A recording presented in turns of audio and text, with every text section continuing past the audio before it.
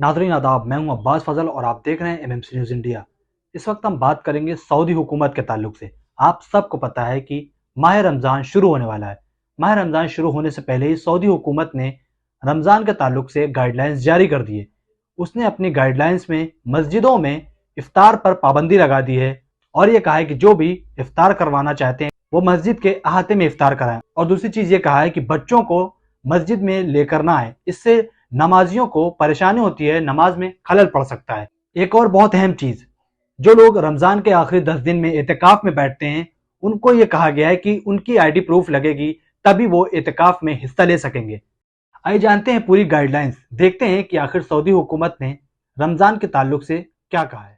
मुसलमानों के पाक महीने रमजान को लेकर सऊदी अरब ने अभी से ही तैयारियां शुरू कर दी हैं। रमजान को देखते हुए सऊदी अरब के इस्लामिक मामलों के मंत्री शेख अब्दुल लतीफ बिन अब्दुल अजीज ने कई दिशा निर्देश जारी किए हैं। सऊदी सरकार ने 10 सूची गाइडलाइंस में कहा है कि रमजान के पवित्र महीने में मस्जिदों के अंदर कोई इफ्तार नहीं होगा। इसके अलावा सरकार ने लाउड स्पीकर बजाने, नमाज के ब्रॉडकास्ट करने और बिना आईडी के एतिकाफ में बैठने पर भी पाबंदी लगाई है।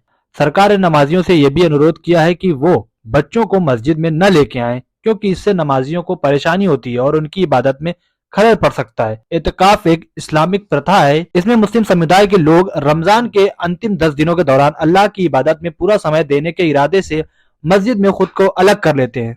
इस्लामिक देश सऊदी अरब के इस कदम पर दुनिया भर के कई मुसलमान ने कड़ी प्रतिक्रिया दी है। मुसलमानों का आरोप है कि सऊदी अरब के क्राउन प्रिंस और मोहम्मद बिन सलमान सार्वजनिक जीवन में इस्लाम के प्रभाव को कम करना चाहते हैं।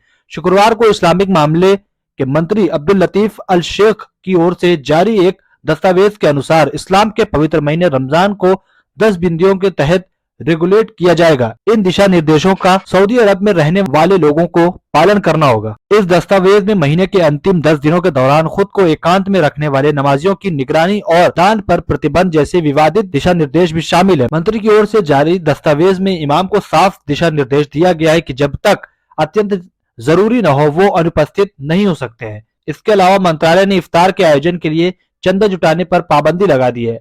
अगर कोई इफ्तार करना चाहता है तो उसे मस्जिद के अंदर के बजाय मस्जिद के अहाते में इफ्तार करने की अनुमति होगी। इसकी पूरी जिम्मेदारी इमाम की होगी। मिडिल ईस्ट कवर करने वाली वेबसाइट के अनुसार सऊदी अरब के इस कदम पर मुसलमानों ने कड़ी प्रतिक्रिया दी है। मुसलमानों का आरोप है कि सऊदी मोहम्मद बिन सलमान इन प्रतिबंधियों के माध्यम से ट्यूनीशिया के पूर्व तानाशाह जील अल अबिदीन और पूर्व सोवियत संघ की तर्ज पर सार्वजनिक जीवन में इस्लाम में प्रभाव को कम करना चाहते हैं। सऊदी क्राउन प्रिंस के इस कदम का विरोध करने वाले मुसलमानों का कहना है कि सऊदी सरकार किंगडम सोसाइटी को खोलने के प्रयास में लोकप्रिय पश्चिमी कलाकारों और पॉप सिंगर जैसी हस्तियों को बुलाती है। सऊदी सरकार तेजी से संगीत समारोहों को बढ़ावा दे रही है, अंतर्राष्ट्रीय दर्शकों को आकर्षित करने की कोशिश कर रही है। इस्लामिक मंत्रालय के प्रवक्ता अब्दुल अल एनेजी ने एक चैनल के साथ इंटरव्यू में इन आरोपों को खारिज कर दिया है। एनएजी का कहना है कि मंत्रालय मस्जिदों में इफ्तार नहीं रोक रहा है, बल्कि इसे व्यवस्थित कर रहा है ताकि एक जिम्मेदार व्यक्ति इसका आयोजन करे। इससे मस्जिद की पवित्रता और स्वच्छता को बनाए रखने में सुविधा होगी। मोहम्मद बिन सलमान को क्राउन प्रिंस बनने के बाद से ही सऊदी अरब विजन 2030 पर काम करना रहा है। विजन 2023 के तहत